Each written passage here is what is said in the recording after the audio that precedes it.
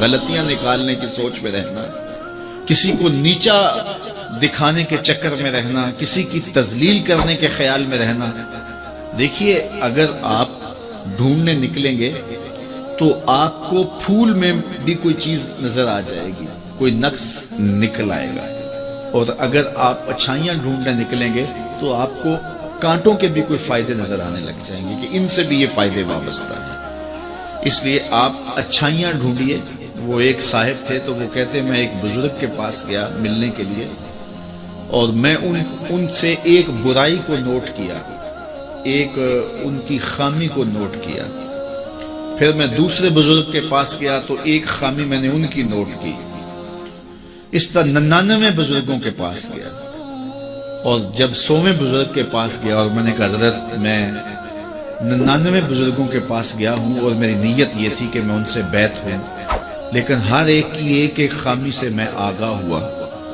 اور اب آپ کے پاس آیا ہوں اور کچھ دن گزارنا چاہتا ہوں، اور میں آپ کو پہلے بتا دیتا ہوں کہ میری نظر بڑی باریک ہے، میں بہت تیز ہوں،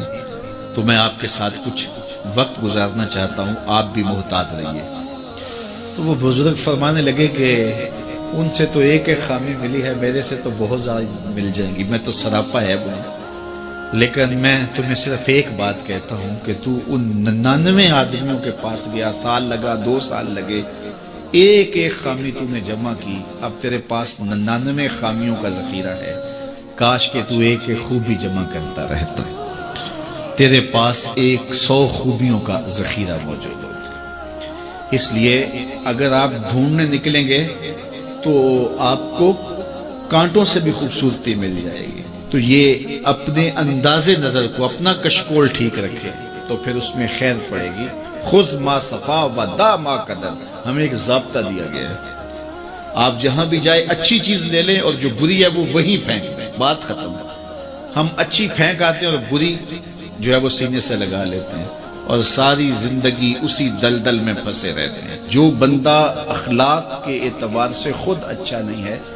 تو وہ زیرو ہے، کچھ بھی نہیں ہے، کیونکہ یہ ایک لازمی چیز ہے کہ ہم جس منصب پہ بھی ہوں گے ساتھ اس نے خلق جڑا ہوا ہوگا۔ دودھ اندر جے کھانڈ لائیے مزہ ہو جاوے دونا،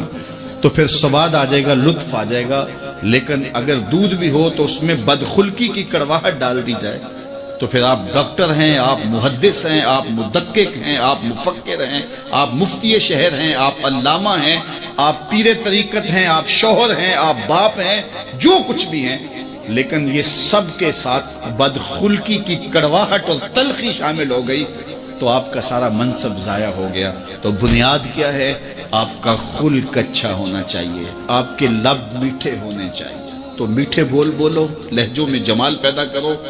رویوں میں تلخی نہ آنے دو، خوبصورتی پیدا کرو، اور اپنے انداز زندگی کو مرتب کرو، خلق خدا کے ساتھ اچھے رویے رکھو،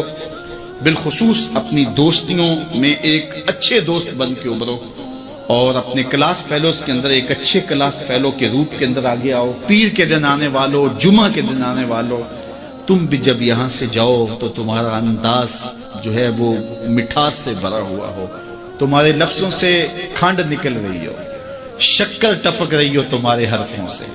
اور مٹھاس تمہارے لہجوں میں گھلی ہوئی ہو، اور تم بات کرو تو پیار پھیلتا چلا جائے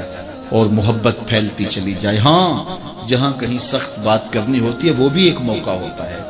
لیکن عمومی رویوں کی میں بات کر رہا ہوں۔ تو اللہ تعالیٰ جل شانہ ہم سب کو توفیق عطا فرمائے، اور جو کہا جا رہا ہے اس کو سمجھنے کی، روحوں میں اتارنے کی